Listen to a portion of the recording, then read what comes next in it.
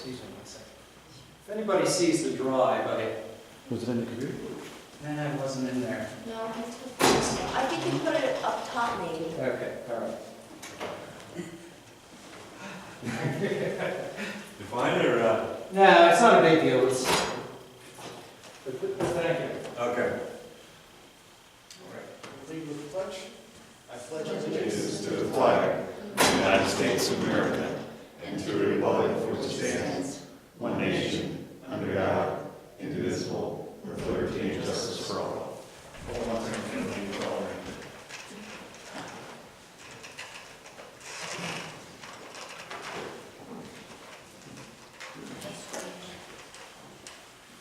I saw him put it in his pocket. Oh, you did? Yeah. It's probably in his jacket? Yes, I saw him put it in his jacket. Okay. Pretty observant. Andrew Yenser. Present. Richard Phelps is not here. Rita Spinelli. Present. Ryan Fike. Here. Tina Chan. Here. John Cleaver's absent. Gail Mullick. Here. Dave Bradley. Audience. Citizen. Yes. Oh my God, that's Steve Holland. I'm not on this committee, I'm just I know, on Ron. spectator. Yes. Okay,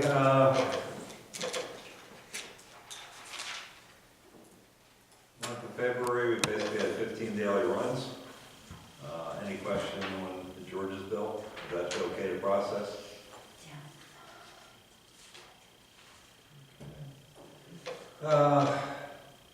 Insurance RFP discussion. Before we go there, do you have any differences we have to do since you have a quorum of board members here? No, it's an advertised meeting. Good, just checking. That's It why he's able to. should be, but I didn't know. Yeah, I saw no, it was it an on advertised meeting, and that's why he's able to put the insurance without having to re-advertise. the- Right, but I saw it on the website. Is that all we have to advertise, just on the website? No, it's advertised beginning of the year for the whole year. For all the meetings? Okay, Yeah. good. All right, thank you. Yeah, no, I don't have a meeting without being proper. Let me. Yes. Keys down that way. Now, the state auditor is going to start pushing for a bidding of all transportation contracts. Yeah. Do we even have a choice for that with where we're located and what they do? No. How would we do that? How do you meet that lawful requirement? Well, in 2 years, we're gonna have to put it out bid. Yes. What's scary is, you know, you're gonna get someone like First Student or something that can afford to underbid for the first year, first couple of years, then come back and your little mom and pop shop's gonna be driven out of business. Correct. Because how can a mom and pop shop buy a 10-year bus when they only get a maximum 5-year contract? They're not gonna get Ford funding anymore. I agree. I just was wondering what the district was planning to do, knowing that this is coming down the pike. We're gonna have to bid, hoping that T-Pasquale goes on to better pastures and someone else pushes a different agenda. Okay. Yeah, but I'm just being honest with you, But you don't see it as value to the district, or you just don't see it as value to the local? I see a value of competitive bid, but the way he's pushing it, your big First Student, your big companies that, have 30 or 40 schools Right. underbid, they did it to some Lehigh County already, they're complaining, then when it comes up for renewal, the price goes up. But if the state would adopt a mileage fee Right. basis rather than a bid for the competitive bid process. Yeah, It'd be well, more- the other thing is they can't do one size fits all. Right. Because, the buses we have running out in the country are different than the buses you have in the city where they can't have a 70-passenger bus because they can't make the Can't turns. But they need, out here, we probably need bigger engines because going up and down the hills, You guys all aware this is coming down the pike, right? So, that one will be interesting. Yeah. It's scary. I think it'll drive out the mom and pop shops. Or they'll get consolidated. Yeah. But like, George's has 2 small districts. And when you buy a bus, they're basically a 10-year asset. And, 'Cause you know, 10 years, you're gonna have to replace them. And then when it comes up for renewal, the price goes up. But if the state would adopt a mileage fee, rather than a bid for the competitive bid process, yeah, I don't know. fact, I think in our documents, they can't be more than 10 years old, correct? Tina, do you remember? I believe so. So they can't have a bus that's more than 10 years old on the road. Yeah, and they're only getting a contract for 5 years, so they can't make that capitalization without knowing they're gonna be able to, the Right, bank. so I have a feeling that the bank's gonna stop floor planning the small shops down the road if they come up with this.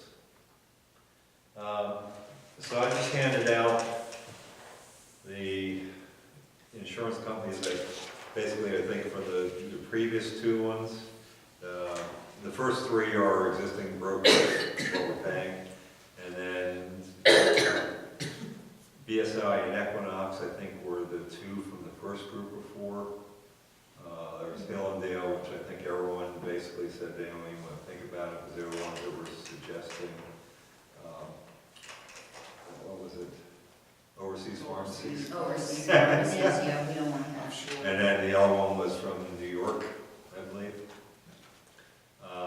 And then the last round, we had, I think it was EHD and Brown and Brown, I think were we had Gallagher, EHD, one group, and Brown and Brown. I'm sorry, the first group was McGriff. I think they were just strictly property casualty, and no one was impressed there. Second group was BSI, Equinox, and Hilldale. Hilldale, no one was impressed there. And then the last group was Gallagher, EHD, one group, and Brown and Brown. One group was the people out of New York. Gallagher was just so far out of the park. They're the ones that traded on the New York Stock Exchange. I'll give you an example. Their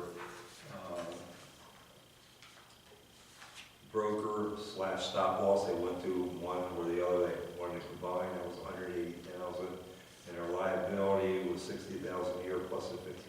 So that would come out to $66,550. So they were just out. And that was the one that does the bulk of the schools throughout the state, and they're also the ones that you used in Chester? Is that a different one? Yeah, they're also the ones that the governor's office called me up and said, don't consider switching. Okay, that. They have political ties. But, yeah, no, they bought up probably 20 or 30 different agencies in the state. I mean, Chester, we were with Larkin Agency, and they bought, Gallagher bought them up. So the reason they got them is they just keep on buying up agencies. Buying growth. Yeah, and they're also trapped, So, correct me if I'm wrong, so this sheet basically I have BSI, Equinox, EHD, Brown and Brown, and then the three existing. I mean, what are your feelings on brokers? Do we want to call them back? Do we want to make decisions? These are the people that you're going to deal with. What we did in the RFP was for a 5-year contract with a minimum of 3 years and 2 1-year options after that. These are the people who are going to go out and shop your insurance. They need at least 60 days before the policy starts. But they're also going to be here for contract negotiations. They're a professional service, and the board should actually be appointing them. But it's not a requirement to have an insurance broker. It's not a requirement. The only, you asked me a question about a broker or insurance. There's no requirement that you have to have anything except workers' comp in Pennsylvania. Right. And that's not by PDE, that's by the state. But at the same point, though, is if you didn't have coverage, proper coverages, the Auditor General will go right there, because you have a responsibility to make sure you have prudent coverages and protecting the assets of the school district and of the taxpayers. You cannot individually go to an insurance company and ask for quotes. They'll assign an agent to you, so they're going to pay someone anyway. But it doesn't have to be a broker, it could be an agent. That's what a broker is. With the, Yeah. They're different. One Well, is what compensated- you're doing is you're giving a broker record letter to an agent, basically saying you're our exclusive broker and you have the right to go, bypass the agent, basically. go right to the companies, request quotes on our behalf. You could actually go out to 5 different companies and ask them to get quotes, but you're not going to get the best rates because those companies aren't going to, they know they're competing with 5 different brokers and they're not going to give 5 different rates because everyone the same.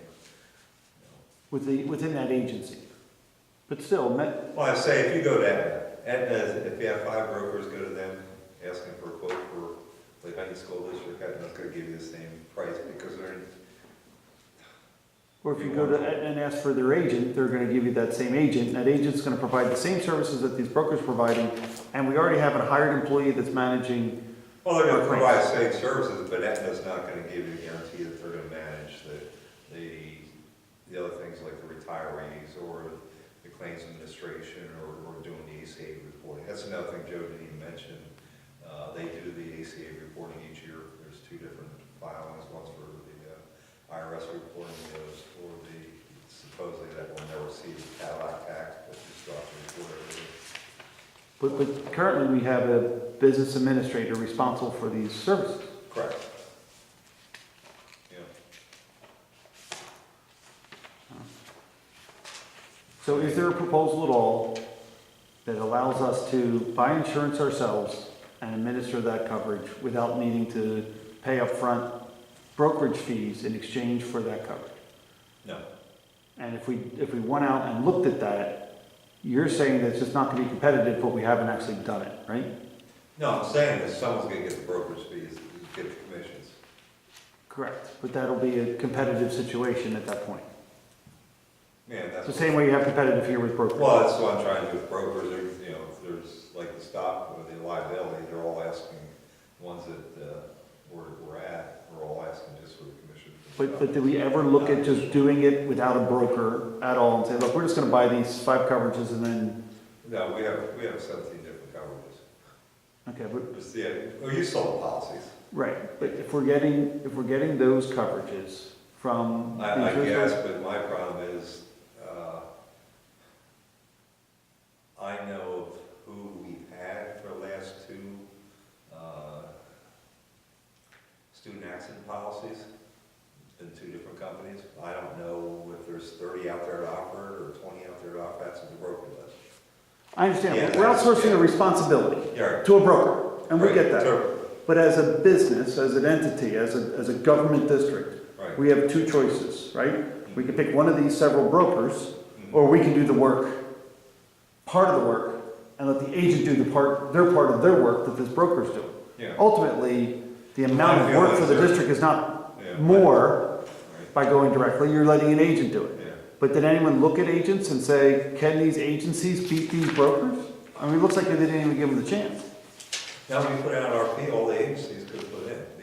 We interviewed everyone that put in for it. But our RFP was for brokers. Right. McGriff was an agency. I'm sorry?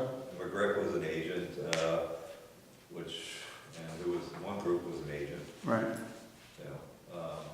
My personal feeling is, if they're gonna get commission from the insurance company or commission from us, then they can earn it.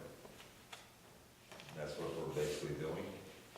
By having a broker, you're feeling you have a leverage over that broker, but you're given a 5-year contract to them. Where does the leverage go at that point? We're saying a 5-year contract, but we're basically 3. getting out 3. Yeah, and then, You can actually change that if you want, for pause, if you don't think they're doing the job. But if an insurance company knows they have an exclusive broker, they're gonna give them a better rate if they know they're gonna be here for a couple of years, instead of going, through 1 year at a time. Because insurance companies want long-term relationships, at least that's what they say, right. until you have a lot of claims.